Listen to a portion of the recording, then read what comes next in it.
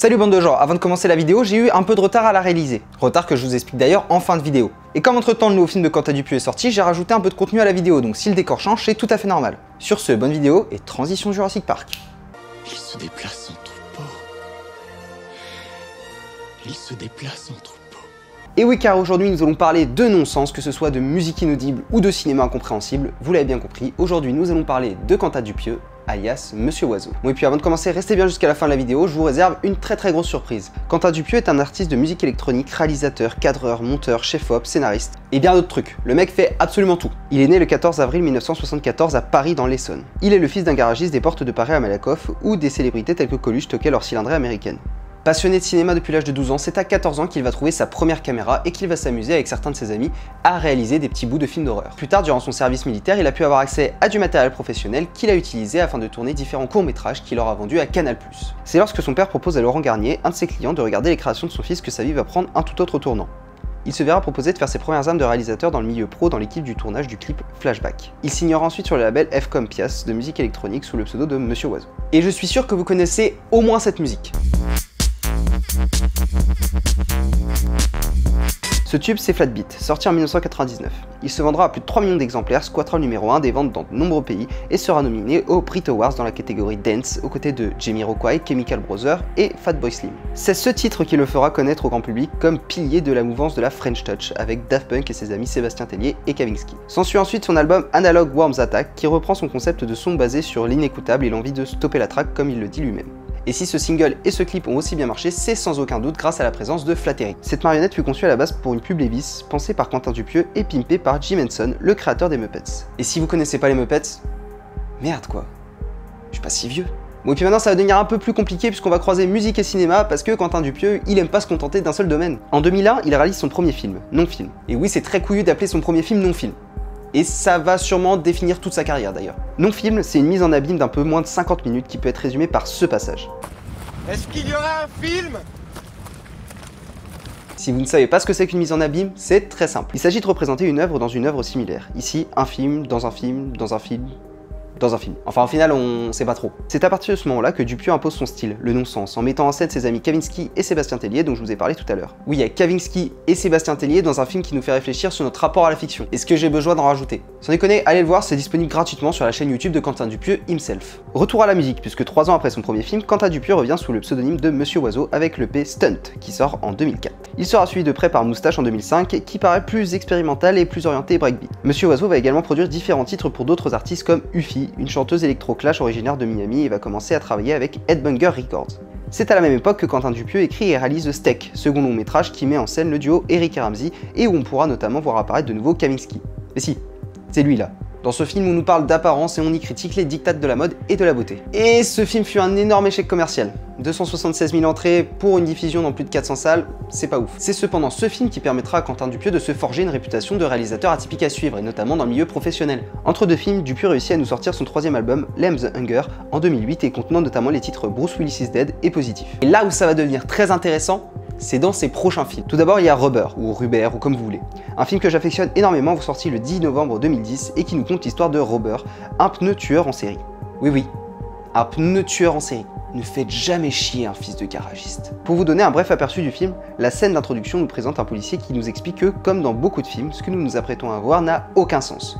Avant de nous apercevoir qu'il parle à une véritable foule, représentant ici les spectateurs, tentant de comprendre un film dont on leur a dit à l'avance qu'il n'y avait rien à comprendre. Et qu'un réalisateur nous dise dès le départ que son film n'a aucun sens tout en sachant très bien qu'on va en chercher un, je trouve ça exceptionnel. C'est à partir de là que Dupieux décide de lier très fortement sa musique et son cinéma, la bande originale de Rubber étant réalisée par Dupieux lui-même, accompagné de Gaspard Roger du groupe Justice. Rubber fut présenté à la Semaine de la Critique à Cannes en 2010, et c'est le film qui va le faire exploser à l'international. Il poursuit avec le film Wrong avec Eric Judor en 2012, qui nous présente un homme dont le chien a été kidnappé par une entreprise chargée de voler les animaux domestiques et de les restituer à leurs propriétaires quelques jours plus tard afin qu'ils les aiment encore plus. Alors encore une fois, c'est excellent, hein, c'est complètement barré, il n'y a aucun sens à ce que l'on voit. Mais en plus de ça, ce film sera à l'origine d'une véritable trilogie avec son projet suivant, Wrong Cops. Puis je vous vois là, les petits malins qui reprennent tous les noms et prénoms que j'écorche. Hein. Oui bon écoutez, j'ai un problème avec les noms, les prénoms et les mots anglophones.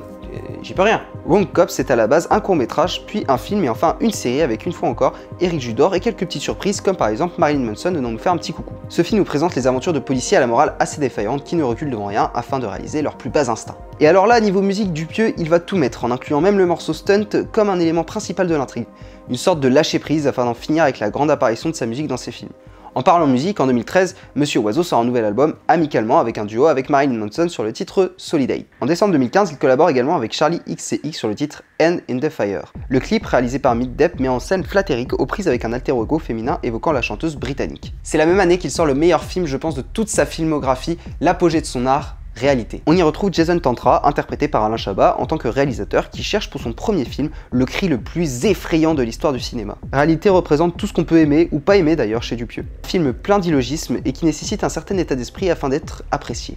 Si vous souhaitez regarder Réalité, acceptez tout simplement ce que vous voyez, sans chercher à tout rationaliser. Qu'une gamine découvre une VHS dans l'estomac d'un sanglier, que le présentateur déguisé en rat fasse une crise d'eczéma à l'intérieur de sa tête, acceptez-le tout simplement. Après ce tour de force, c'est le calme plat pour Dupieux pendant 3 ans, jusqu'en 2018 où il revient avec son prochain film, Au Poste. Au Poste, qu'il tournera en France après un exil de 7 ans aux États-Unis afin de profiter du beau soleil californien. On y retrouve Grégoire Ludig, la première moitié du Palma Show, interrogé par Benoît Poulvorde dans le cadre d'une enquête policière. On y croisera également beaucoup de personnes aux origines artistiques différentes comme Mr Fraise ou Orelsan. Avec Au Poste, on vient à quelque chose de plus normal, ce qui au final en fait le plus original de toute sa filmographie. C'est aussi la possibilité pour Dupieux d'écrire des dialogues plus aboutis, puisqu'il ne sera pas obligé de les traduire puis de les tourner en anglais, revenant à l'utilisation des codes du cinéma français avec des inspirations comme Le Magnifique ou Le Père Noël est une ordure.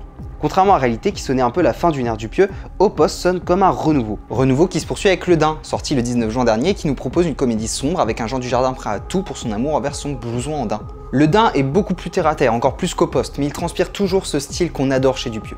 Bon, ça fait beaucoup d'informations, donc pour ceux qui seraient un peu paumés, je vais un peu résumer tout ce que je viens de dire. Quant à Dupieux, c'est 16 ans de carrière, 8 longs métrages, une série ainsi que 9 albums.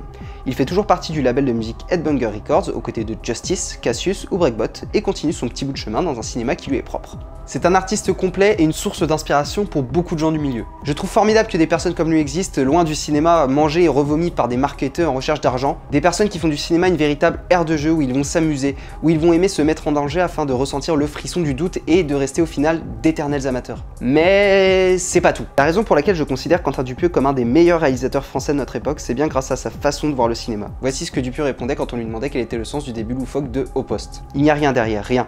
Je déteste quand les films t'imposent une lecture et du sens, te guident et te demandent de comprendre quelque chose. Le cinéma de Dupieux, c'est avant tout une expérience, un ressenti, des émotions, plus qu'une réflexion poussée sur la métaphorisation de chaque plan.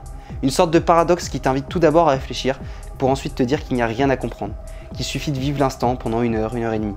En gros, si vous pensez qu'une symbolique et une métaphore se cachent derrière chaque plan, acceptez de remettre en question votre façon de penser les films, et acceptez que parfois le cinéma, comme la vie, vous réserve une dose d'aucune raison.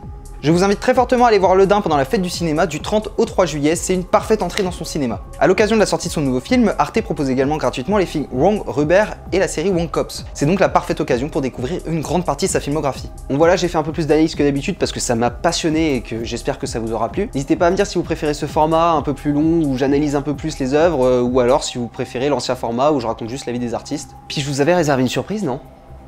Hein, je crois.